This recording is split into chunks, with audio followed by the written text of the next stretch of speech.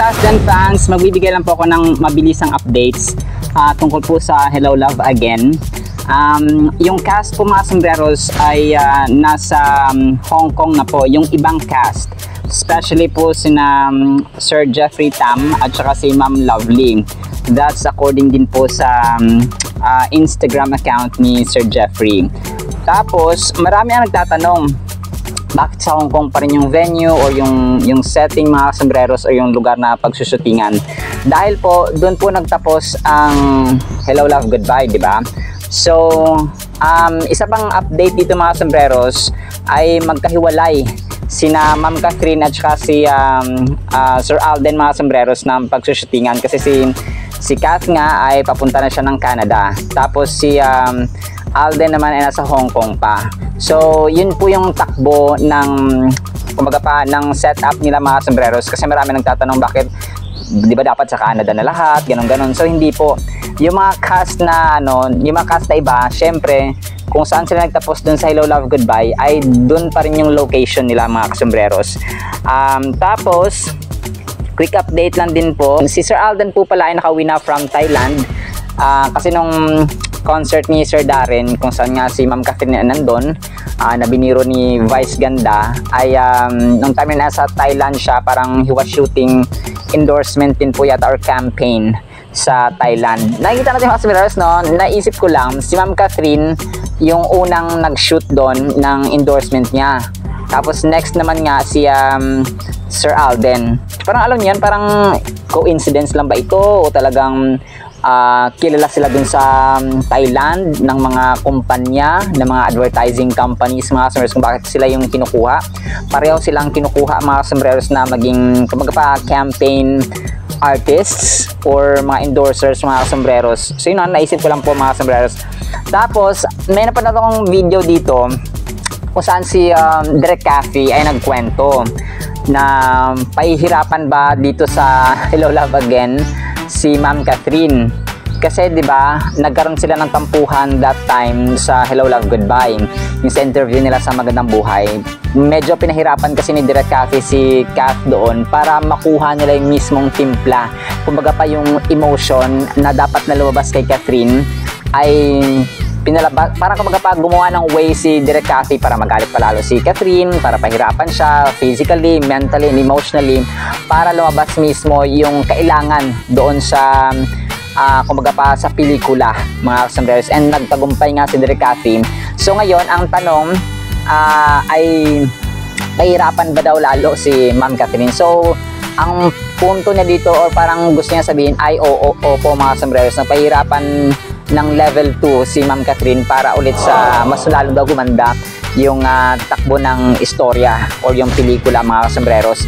Kasi kumbaga pa yung kung hindi natin alam, si Mami Min daw, di ba dati sa Hello Love Goodbye naglinis, nakita natin, napanood natin, naglinis talaga si Kath ng inidoro, kumbaga pa yung pagtakbo niya dun sa unang scene, sa trailer pa lang, patakbo-takbo siya dun sa may basurahan, totoo po yun lahat.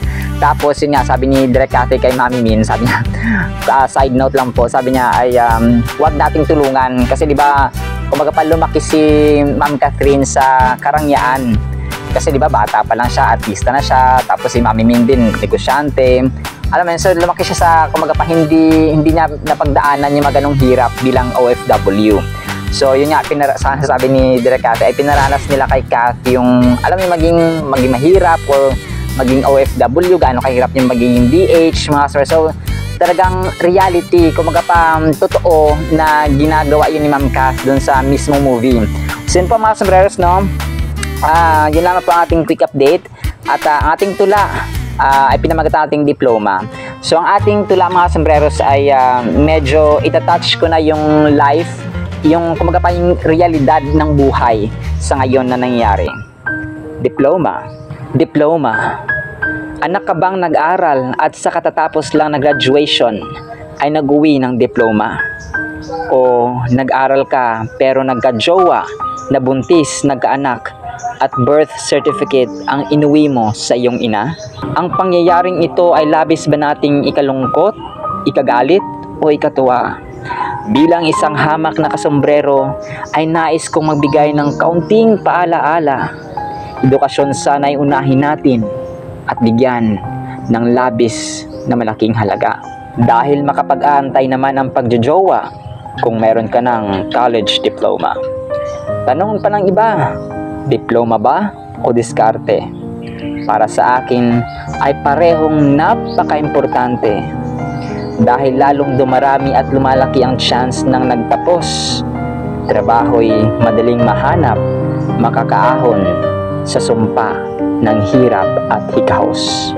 At para po sa ating verse mga sombreros ay nais ko rin pong basahin Ecclesiastes chapter 3 verses 1 to 8. Napakahalaga po nito mga sombreros.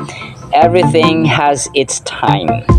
Sabi po dito, to everything there is a season, a time for every purpose under heaven, a time to be born and a time to die, a time to plant and a time to pluck what is planted, a time to kill and a time to heal, a time to break down and a time to build up, a time to weep and a time to laugh, a time to mourn and a time to dance, a time to cast away stones and a time to gather stones, a time to embrace and a time to refrain from embracing, a time to gain and a time to lose, a time to keep and a time to throw away, a time to tear and a time to sow, a time to keep silence and a time to speak, a time to love and a time to hate, a time of war and a time of peace. Dito mga sombreros, napakalinaw. Kailangan natin ng prioritization.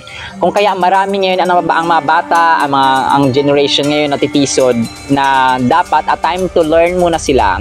Nagiging a time to get married, a time to get jowa, no, for a time to love. Kumaga pa dapat sunod-sunod siya. Una, kailangan mo munang matuto, kailangan mo munang makapagtapos ng pag-aaral bago yung pag-aasawa or pagjojowa or kumaga pa magkaanak. Kasi ngayon, although may ilan naman talaga na kahit may anak na, nag-aaral pa din, pero hindi yung tamang proseso. Kumbaga pa, yung methodology, yung procedure mga sombreros, yung level of priority ay iba, no? Baliktad. Kung kaya marami ngayon ang, alam mo yun, kakagraduate na ng college or hindi pa nga nakagraduate ng college, ay hindi pa sila nakatulong sa kanilang mga magulang.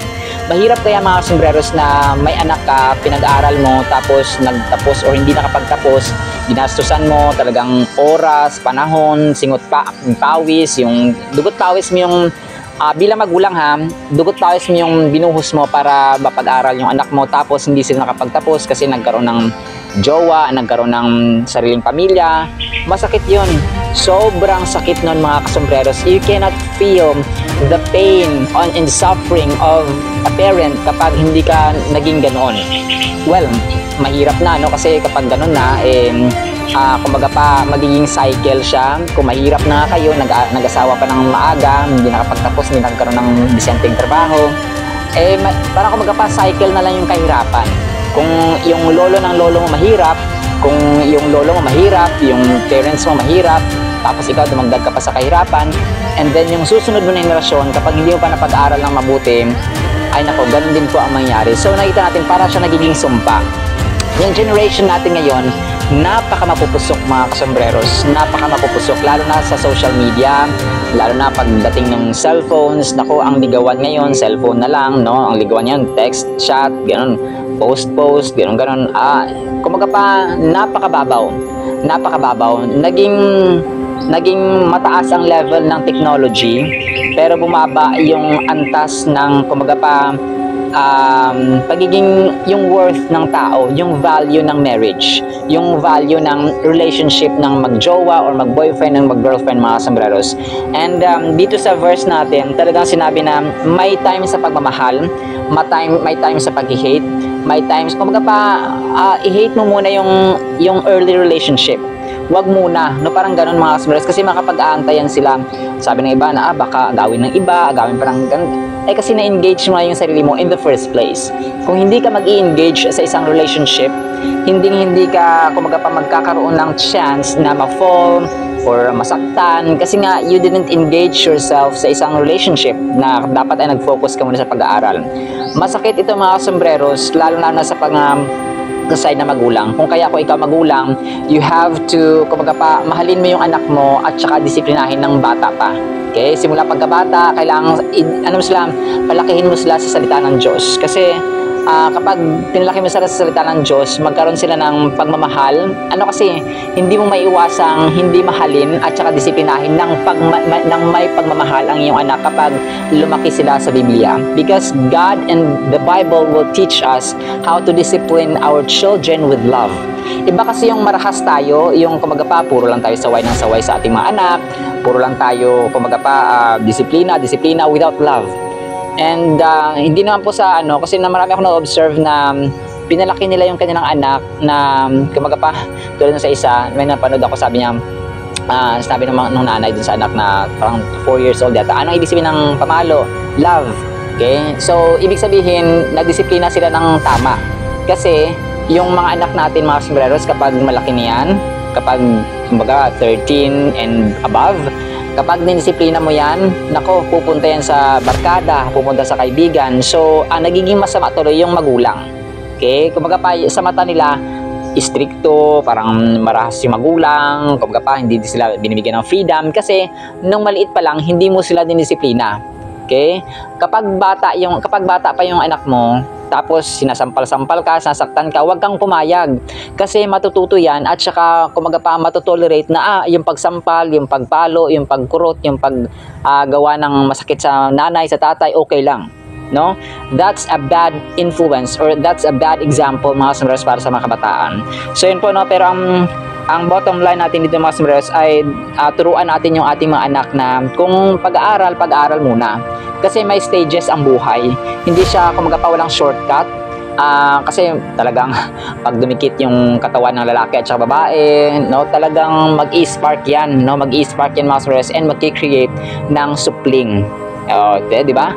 Nangyari ngayon ay syempre another gastos, another alagain, pwera na lang kung mayaman kayo or talagang hindi pinanganak kayo may silver spoon, okay lang yan mga sombreros. Pero iba pa rin, no, kapag ikaw mismo, kasi marami ang mga anak na since mayaman sila, parang dumidepende sila sa magulang all the time. Pero hindi nila alam na nawawala, naubos ang kayamanan, nawawala ang ating parents. So ikaw mismo na magulang, kung hindi ka nakapagtapos ng pag-aaral, you will have no decent job, kumaga pa mga sombreros. So yun lamang po mga sombreros, no? Ang suma total or ang bottom line natin dito is may tamang season ang bawat bagay. May tamang season sa pag-aaral, sa pagiging in love, relationship, magkaroon ng boyfriend, ng girlfriend, and mag-asawa at magkaanak. Okay? So hindi pwedeng nagkaanak ka tapos mag-aaral ka. Pero pag may mga parang kumbaga pa may mga case-to-case basis. Pero ang pinakatamang procedure, pinakatamang stages mga sombreros ay pag-aaral muna bago magkaroon ng sariling pamilya. Okay? So yun po mga sombreros, maraming salamat po sa sumusubaybay pa rin parati sa ating channel, sa mga nagko-comment, sa mga nanonood. Syempre mga sombreros, pagpalain po nawa kayo ng ating Panginoong Hesus at ang inyong buong pamilya. See you sa next segment and paalam po. Bye-bye.